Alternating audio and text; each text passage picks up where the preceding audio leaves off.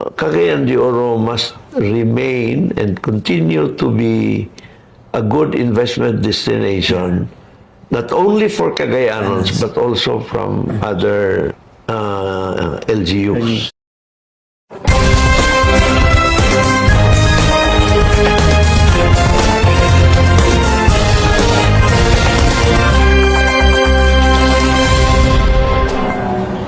Ladies and gentlemen, good afternoon. Welcome to Overtime. And this time, let me introduce to you my co-host, Attorney Oscar Moreno, sir. Ay, salamat, Sel. Maayong hapon sa tanan. And wow, overtime again. And it's Monday. And of course, we always strive Monday episodes are very interesting to start the day, the week with, no? And it's no exception. Gwapo ka itong topic karon. It's something that I'm sure ma-excite ang tanan, no? Outlook sa real estate industry and property development. Dili lang dinis Cagayan de Oro but also sa northern Mindanao. Please do the honor of introducing our special guest. Please stay with us and daghan ang atong istoryahan this afternoon. Sel, please. Yes, thank you, Attorney. And our guest this afternoon is a product of Xavier University. He studied bachelor's degree in civil engineering, but finished also in the University of Visayas. And he also took up his master's degree in development leadership at Xavier University and Bachelor of Laws, LLB at Medina College, Osamis City. Currently, he is the Vice President of Pueblo de Oro Development Corporation, and he's also the Vice Chairman and Director of the Pueblo de Oro Golf and Country Club. And previously, he also worked as Project Head of Vistaland and Lifescapes and Real Estate Head of Vixal Development Corporation.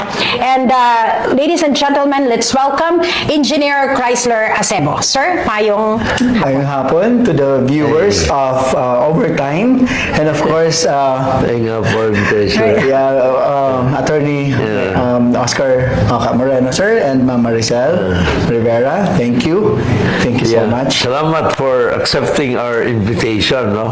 Chrysler is an engineer by training, no? And of course, sugdan na to siguro ang iyang career.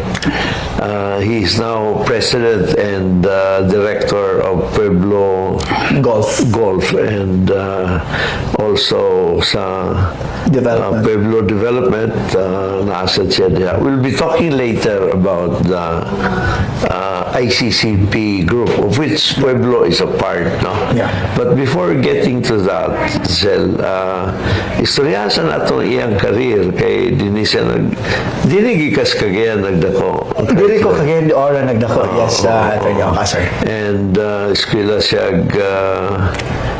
Xavier University High School, yes.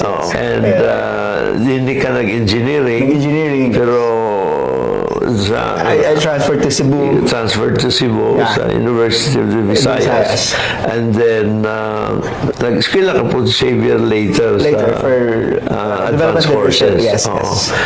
But the biggest, first major employment niya was with EEI Corporation, which is one of the country's largest. It has always been, no? Yeah. Also into real estate. Real estate, yes. I was with the retail group, so I was tasked for malls now. So I was tasked to actually look for sites and develop into supermarket, hypermarkets, and even malls in the provinces. So our target then was really to expand during the time. No? I was part of that MRT project. So that's in EDSA. And the first, I would say, high-rise building in the BGC. That's Pacific Plaza. So I was part of that project. You joined Villar Group. Vistaland. And also in Visayas, Mindanao for their malls. From Villar Group, Vistaland, you joined ICCP. ICCP stands for Investment and Capital Corporation of the Philippines. Investment and Capital Corporation, the holding company of the Gili Lochanco Group.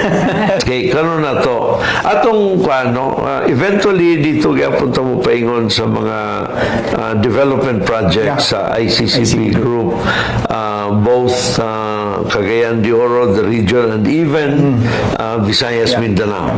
So tanawon atong i-analyze. Okay, importante nini masabtan nato how these big real estate conglomerates are organized. Dili ni usara or pipila lang, pero wide reach, no, and varied areas of investment.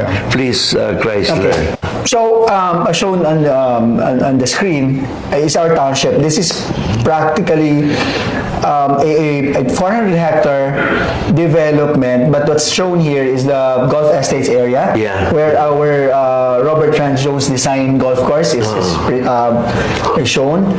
So this is our township map.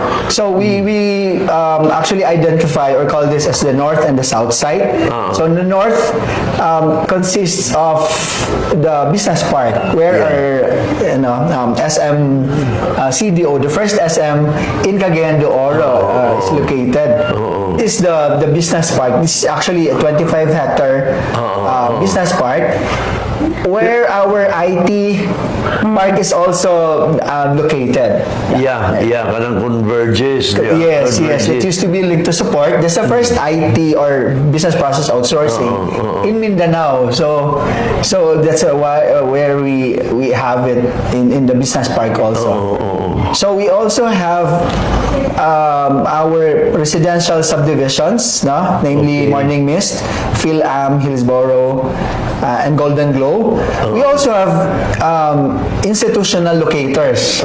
So we have Xavier University, and in the south district or south side of the township is the Corpus Christi school. To complete the township, it should not be only limited to commercial, residential. We also have here the 2-hectare St. Francis Xavier Church. So we actually, the group Pueblo de Oro donated that 2-hectare plot for the Archdiocese of Cagayan de Oro. Part of the township also is our Oro Chamber Foundation. So that's part of Pueblo de Oro Township also.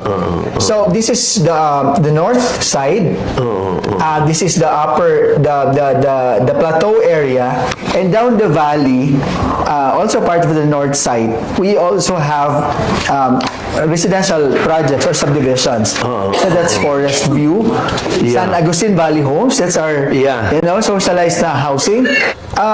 Here also in the north side of the township, we have our first MRB, that's socialized housing. So that's our Familia Apartments, Attorney Oka, sir. So we have Familia Apartments at Springside and Familia Apartments in Bamboo Lane or at Bamboo Lane, and the Bamboo Lane project. In the south side, we have, as mentioned earlier, we have the Corpus Christi School, we have the Vista Verde, Pueblo Golf Estates Development, and our, the 80-hectare Pueblo de Oro Golf and Country Club.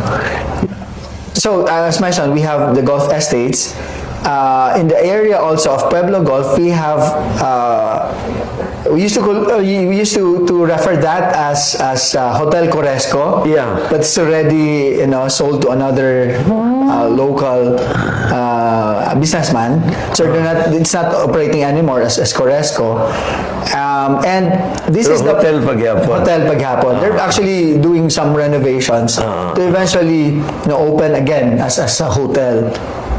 So while this is our new acquired portion, the 40-hectare portion. Well, this portion is the 31 property, and another 8.8 down here. This portion makes up the 400-hectare township. So It's important to note also that we have here the proposed Pueblo Laguindingan Road, which will cut the travel time from uptown area of Cagayan de Oro to Laguindingan to just 25. may bagong highway diha. All the way to Upol, El Salvador, Alubi, Laguindingan. Diha sa may Pueblo, no? I'd like to mention that Pueblo de Oro was the first to introduce the township concept in North Mindanao. So it was designed by a renowned designer or planner, Louis Berger. Wow, very good. It's based in the U.S. And our golf course was also designed by a renowned golf course architect, Robert Jones Jr. That's good. Atong kuan naa sa likod sa SM kay karon wala kana diha luag-luag na siya, no, pero mostly mga entertainment places, bars, restaurants, pero I'm sure dili na siya permanent. These are just temporary lease arrangements, no? Yes. As a matter of fact, during your watch, Attorney Ocasar, you approved our application for this reclassification of our commercial or the business park. Level 3. Yes, for level 3.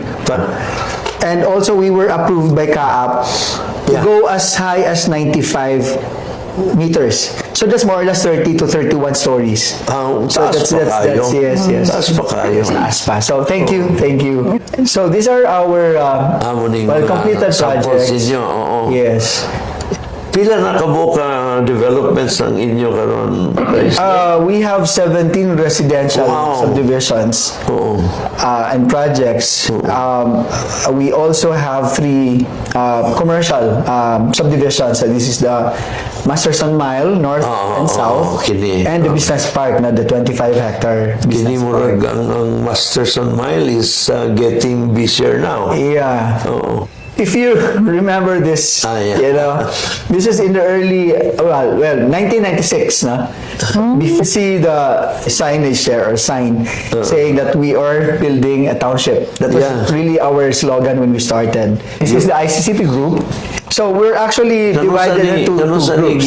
Set up ni 1988. 1988, no? 34 years ago.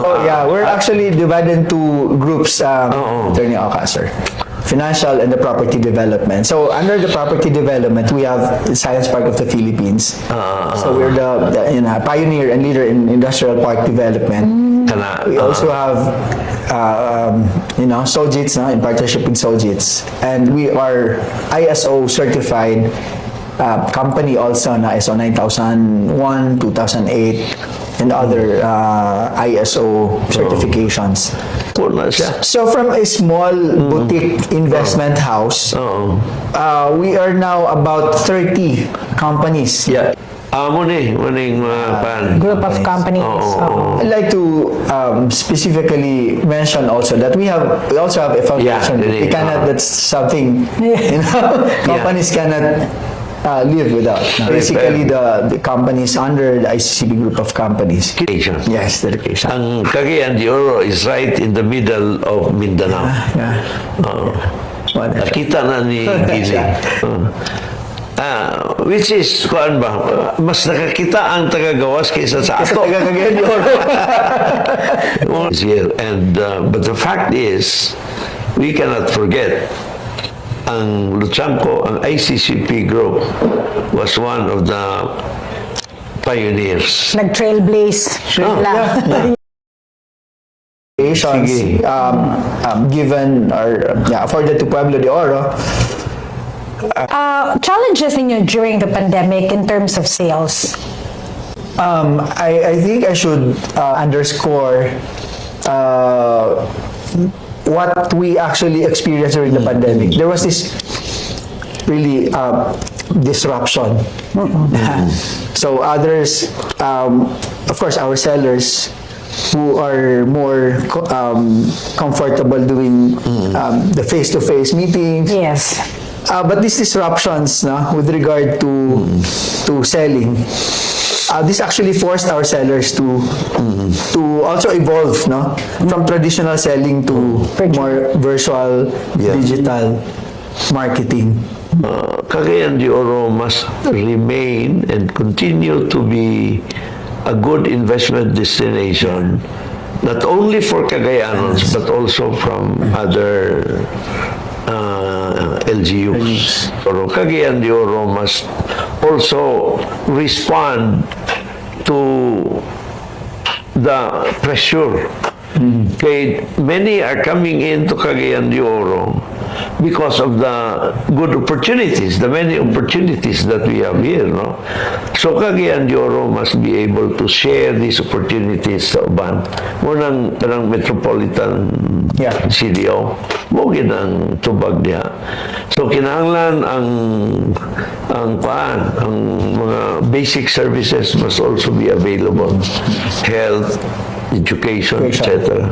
So exciting for Cagayan de Oro. For Cagayan de Oro and for Miss R. And for Miss and for Northern Mindanao. And for Northmin. Importante niya is kung yun, kana laging collaboration sa mga plano, etc. Of course, ang education yun, mo gina yung number one, ako tanaw, number one asset, human resource. Human resource, we have it. Human resource. And ang income sad, I think ma-factor in pa ng education. That's why we have mas dako ang atong middle class families here. And, Galing. okay. Ano po? Overtime na sa tayo. Overtime. Si mo. Gatambling na siya. Sige na siya, ano? Sige na signal. Signal. Because, it's very interesting, because, seldom kahit na makahisgot po on the developments gaingon ani sa private sector. Right, Attorney? Salamat. Yes, and... Your closing statement, please, Chrysler. Okay. Una, magpasalamat ko sa inyo for inviting Pueblo de Oro, me as the representative of this company, to discuss about our projects and our plans in the near future.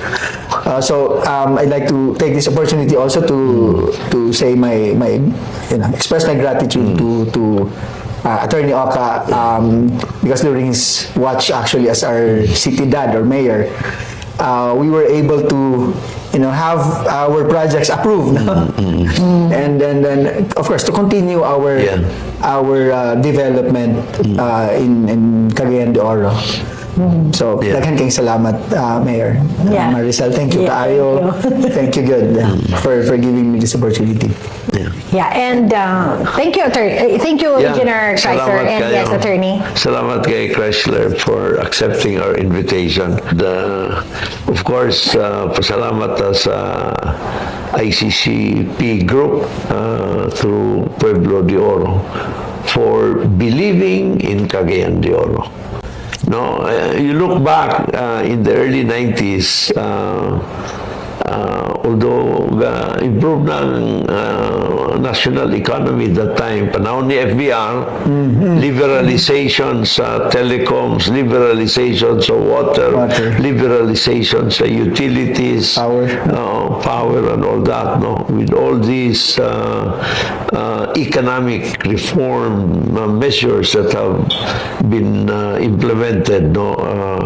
There was renewed hope in the national economy, and nalipay ko, looking back, kita nimo ang commitment and confidence sa ICCP Group, ng Pueblo Group in Cagayan de Oro. And of course, Cagayan de Oro should always find every reason to make Pueblo Group and all those who believe in Cagayan de Oro to prove them correct, to prove to them that their decision to invest in Cagayan de Oro, their decision to put at stake the resources in Cagayan de Oro was a correct and probably was even the best decision. Salamat kayo. Certainly. Salamat kayo. Certainly. Salamat Thank you. kayo, and stay safe. Have a nice week, everyone. May hapon. Yes, thank you very much, Attorney Oka and Engineer Chrysler. Thank you for joining us. And sa tanan kaninyo nga nakiguban, maayong hapon, dagan salamat.